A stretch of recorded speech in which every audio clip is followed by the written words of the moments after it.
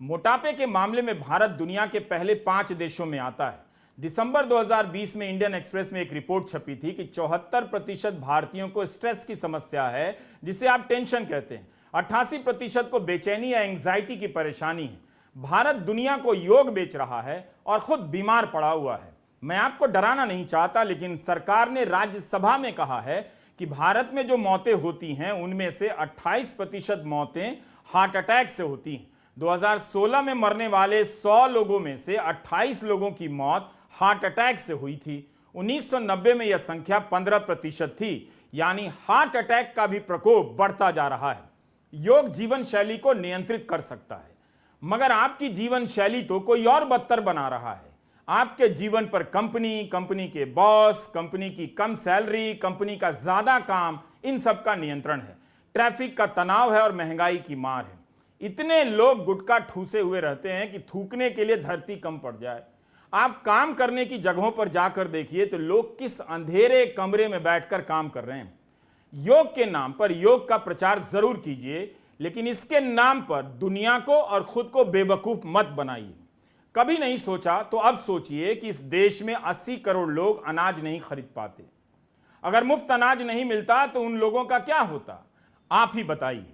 इस वक्त हमारी प्राथमिकता क्या होनी चाहिए? प्रधानमंत्री को कौन सा काम करना चाहिए और रामदेव को कौन सा काम?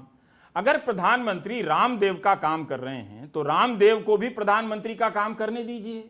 मेरा बस यही कहना है कि योग दिवस के दिन यह भी याद रखिए कि भारत एक बीमार देश है।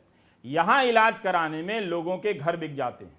भारत के आधे मरीज इलाज का खर्चा अपनी जेब से दे रहे हैं, यानी बीमा के कवर के बाद भी लोग बर्बाद हो रहे हैं। इसलिए हमने कहा कि यह समय विचित्र है। असली प्रधानमंत्री से पूछिए आप कहां हैं, तो वे अपना एनिमेशन वाला प्रधानमंत्री रीट्वीट कर देते हैं, योग कीजिए हम यहां हैं।